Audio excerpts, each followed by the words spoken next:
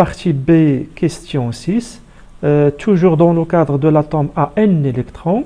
Je vous rappelle que l'objectif principal est toujours de chercher à résoudre l'équation de Schrödinger afin de trouver les niveaux d'énergie des orbitales atomiques et leurs expressions analytiques.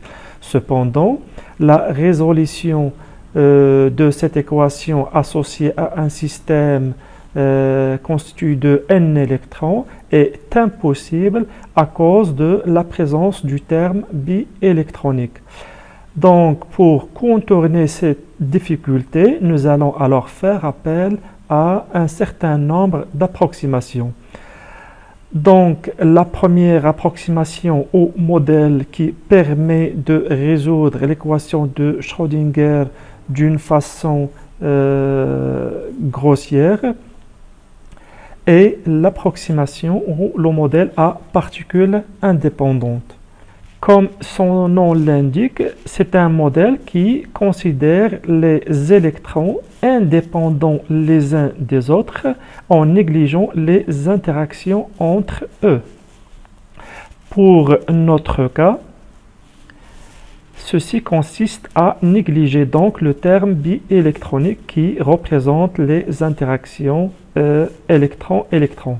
Donc, dans l'expression de l'hamiltonien, si on néglige ce terme-là, elle reste seulement l'énergie, le terme qui représente l'énergie cinétique des électrons, plus le terme qui représente l'interaction noyau-électron. Cette expression-là, je peux l'écrire aussi sous forme de somme de i est égal à 1 jusqu'à n de moins h bar au carré sur 2 petits m laplacien de l'électron, moins z au carré sur 4pi epsilon 0 RI. Ce terme-là n'est que l'hamiltonien pour un hydrogénoïde, donc je pose est égal à HI. Par ailleurs, l'expression finale de l'hamiltonien d'un atome à n électrons dans le cadre de l'approximation à particules indépendantes n'est que la somme d'hamiltoniens monoélectroniques. Donc, je résume. Dans le cadre de l'approximation à particules indépendantes, pour un système à plusieurs électrons, l'hamiltonien s'écrit sous forme de somme d'hamiltoniens monoélectroniques. Donc l'hamiltonien monoélectronique ou l'hamiltonien pour un hydrogénoïde. La fonction d'onde globale est le produit de fonctions monoélectroniques. Chaque électron est décrit par sa fonction propre. Et pour l'énergie totale du système, on montre facilement que E total est égal à la somme des énergies de tous les électrons, avec EI est égal à 1, l'énergie de l'hydrogène fois Z carré sur N carré, c'est-à-dire que c'est l'énergie d'un hydrogénoïde. Cette valeur-là est donnée en un électron volt. Dans la question 7a, nous allons prendre le cas de l'atome de Li et on vous demande de calculer son énergie ainsi que celle de Li+, bien sûr dans le cadre de l'approximation à particules indépendantes. L'atome de Li présente 3 électrons. L'expression de son hamiltonien s'écrit sous la forme de somme des 3 hamiltoniens monoélectroniques, donc H1 plus H2 plus H3, puisque j'ai 3 électrons. Quant à l'énergie, l'énergie totale est la somme de l'énergie de chaque électron. Ici, j'ai 2 électrons qui se trouvent sur l'orbital 1s, donc E1 est égal à E2 est égal à l'énergie de E1s, alors que le troisième électron se trouve sur l'orbital 2s, donc E3 est égal à l'énergie de E2s. Je calcule l'énergie totale de l'atome de Li, qui est égale à 2 fois E1s plus l'énergie de 2s, avec l'énergie de 1s et moins 13,6 fois 3 au carré sur 1 au carré. Z est égal à 3 et N est égal à 1. De même, pour E2S est égal à moins 13,6 fois 3 au carré sur 2 au carré. Donc ici, N est égal à 2, ce qui donne une valeur de moins 275,4 électronvolts.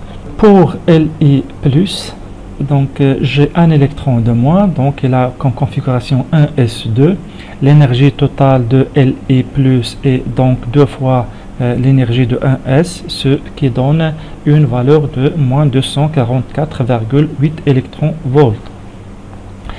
Question suivante. En déduire l'énergie de première ionisation de Li. L'énergie de première ionisation est l'énergie qu'il faut donner à l'atome pour arracher ce électron. Donc il correspond à la réaction suivante, d'où l'énergie de première ionisation de Li est l'énergie de Li plus moins celle de Li, ce qui donne à moins 2 fois moins l'énergie de 2S.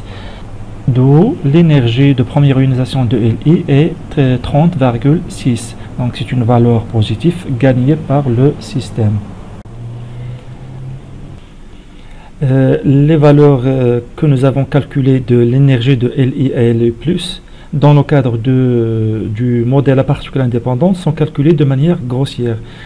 Nous avons négligé carrément le terme biélectronique, donc il y aura une grande différence entre les valeurs théoriques et les valeurs expérimentales. Pour corriger cette erreur-là, nous avons besoin donc d'un autre modèle qui permet de donner des valeurs théoriques proches à celles de l'expérience. Donc, pour remédier à l'erreur commise en adoptant le modèle à particules indépendantes, Slater a proposé une autre méthode relativement meilleure. C'est le modèle de Slater ou modèle des constantes d'écran. C'est quoi alors l'idée générale de cette méthode et sur quoi elle est basée? C'est un modèle électrostatique simple qui prend en compte l'effet des autres électrons. Dans ce modèle, chaque électron est soumis à une charge de noyau Z étoile E, charge dite apparente, au lieu de la charge initiale du noyau ZE avec Z étoile est égal à Z moins sigma et sigma est la constante d'écran.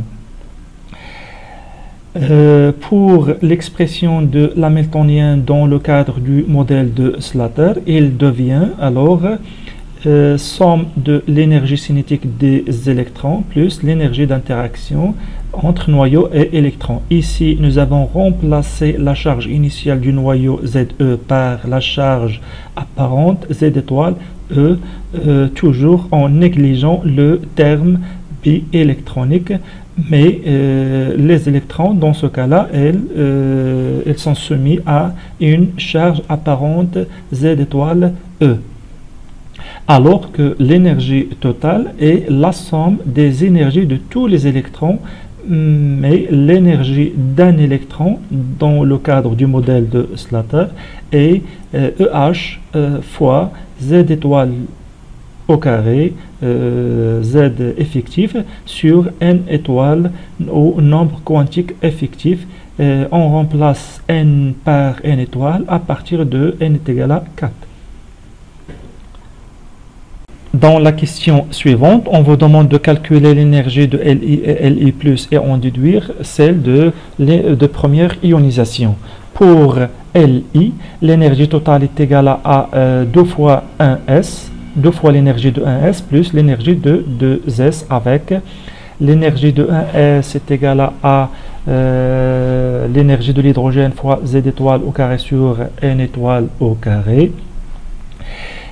Ici, j'ai un électron 1s qui est sous l'effet d'un autre électron du même niveau, alors que l'électron qui se trouve dans l'orbital 2s ne fait pas écran sur notre électron de 1s. Donc, Z étoile est égal à Z qui est 3 moins 1 sigma 1s qui est égal à 0,31, ce qui donne une valeur de moins 98,41 électron-volts.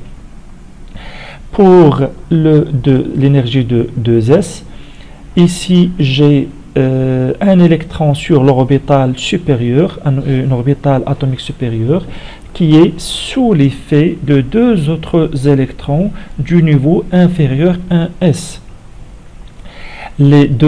Ces deux électrons-là font alors écran sur notre électrons. Donc Z étoile dans ce cas-là est égal à 3 moins 2 fois, donc 2 fois la constante d'écran sigma 1s 2s qui est égal à 0,85, ce qui donne moins 5,75. L'énergie totale de Li est égale à moins 202,57 électronvolts.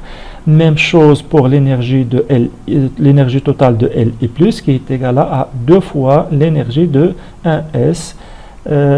L'énergie de 1s est déjà calculée, ce qui donne une valeur totale de l'énergie de Li+, qui est égale à moins 196,82. Pour l'énergie de première ionisation, elle est égale à moins l'énergie de 2s, ce qui donne 5,75 électronvolts. Pour la dernière question, on vous donne la valeur de l'énergie de première ionisation expérimentale qui est égale à 5,4 et on vous demande de discuter les différentes valeurs de cette énergie de première ionisation que nous avons trouvée. Donc, je vous rappelle que l'énergie de première ionisation de Li selon la méthode de Slater est égale à 5,75 alors que celle trouvée par la méthode à particules indépendantes est égale à 30,6. Donc là, on constate que la valeur calculée par la méthode de Slater est très proche à celle de la valeur expérimentale. Donc on dit que le modèle de Slater reproduit bien les valeurs de l'énergie de première ionisation expérimentale.